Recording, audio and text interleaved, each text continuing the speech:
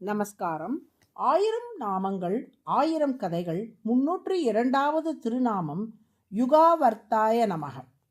கலியுகம் தொடங்குவதற்கு முன் சில முனிவர்கள் ஒன்று கூடி வேதவியாசரின் ஆசிரமத்துக்கு சென்றார்கள். வியாசரை அடிபணிந்த அம்முனிவர்கள் சற்று முன் தேவலோகத்தில் மிக சிறப்பான ஒரு யாகம் நடப்பதை கண்டோம். ஆனால் இப்போது பூலோகத்தில் துவாபர யுகம் முடிந்து கலியுகம் வரப்போகிறது. கலியுகத்தில் பூமியில் வேள்விகள் நடக்க வாய்ப்பு இருப்பது போல் தோன்றவில்லையே. அதனால் தான் மனம் வருந்தி இதற்கான தீர்வு காண உங்களை தேடி வந்தோம் என்று சொன்னார்கள். வேதவியாசர் முதலில் வேள்விகளை எதற்கு செய்ய வேண்டும் என்று சொல்லுங்கள் என்றார்.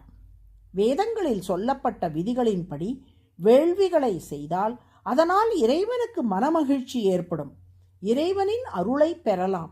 ஆனால் வரப்போகும் கலியுகத்தில் இத்தகைய வேள்விகளை செய்யக்கூடிய ஞானமோ சக்தியோ திறமையோ மக்களுக்கு இருக்காது என்றே நாங்கள் கருதுகிறோம்.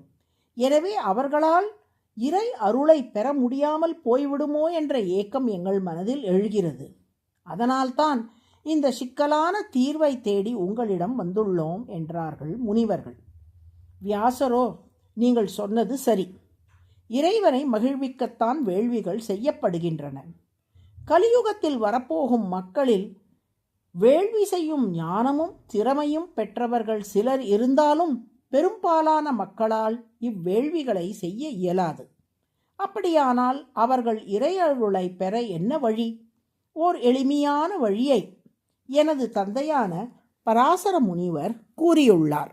தியாயன் கிருதே யஜன் யஜ்ஞைஹி த்ரேதாயாம் துவாபரே அர்ச்சயன் யதாப்னோதி ததாப்னோதி கலௌ சங்கீர்த்திய கேசவம். கிருதயுகம், திரேதா யுகம், துவாபர யுகம், கலியுகம் ஆகிய 4 யுகங்களுக்கும் வெவ்வேறு தர்மங்கள் உள்ளன. முதல் யுகமான கிருத யுகத்தில் தவம் புரிந்தால் இறைவனை மகிழ்வித்து அவன் அருளை பெறலாம். இரண்டாவது யுகமான திரேதா யுகத்தில் யாகங்கள் செய்து இறைவனை மகிழ்வித்து அவன் அருளை பெறலாம்.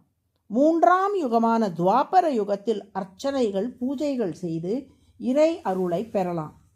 ஆனால் கிருத யுகத்தில் தவம் புரிந்தவனும் திரேதா யுகத்தில் யாகம் செய்தவனும் துவாபர யுகத்தில் பூஜைகள் செய்தவனும் பெறும் அதே பலனை கலியுகத்தில் இறைவனின் திருநாமங்களை பாடுவதால் மிக எளிமையாக பெற்றுவிடலாம்.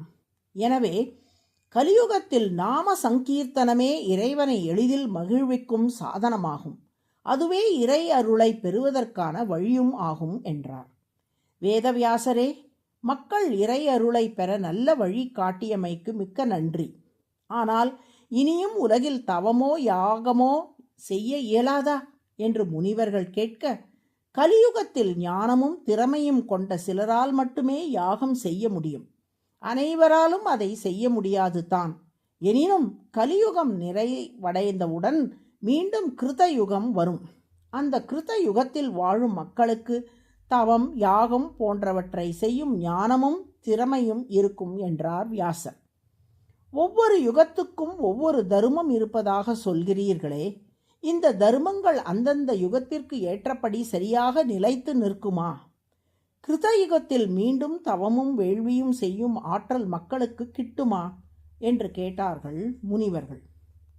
ஊழி காலத்தில் ஆலிலை கண்ணனாக வந்து உலகங்களையும் உயிர்களையும் எல்லாம் உண்டு தன் வயிற்றில் வைத்து காக்கிறார் திருமால். அந்நேரத்தில் அந்த உலகங்களோடும் உயிர்களோடும் சேர்த்து அவர்களுக்குரிய தர்மங்களையும் திருமால் காக்கிறார். மீண்டும் உலகத்தை படைக்கும் போது முன்பிருந்த அதே தர்மங்கள் மீண்டும் உலகில் தொடரும்படி செய்கிறார். கிருதயுகம், திரேதாயுகம், துவாபர யுகம், கலியுகம் ஆகிய 4 யுகங்களின் சுழற்சியையும் திருமாலே உண்டாக்குகிறார். அவ்வாறு அந்த யுகங்கள் சுழற்சி முறையில் வரும்போது அந்தந்த யுகங்களுக்கு உரிய தர்மங்களும் அந்த யுகங்களோடு சேர்ந்து சுழல்வதை உறுதி செய்கிறார் திருமால். எனவே அவரது கட்டுப்பாட்டின் கீழ் யுகங்களும் அவற்றுக்குரிய தர்மங்களும் சரியான முறையில் நிலையாக சுழன்று கொண்டே இருக்கும். எனவே அடுத்து வரும் கலியுகத்தில் அதற்குரிய தர்மமான நாம சங்கீர்த்தனத்தால் இறை அருளை பெறலாம்.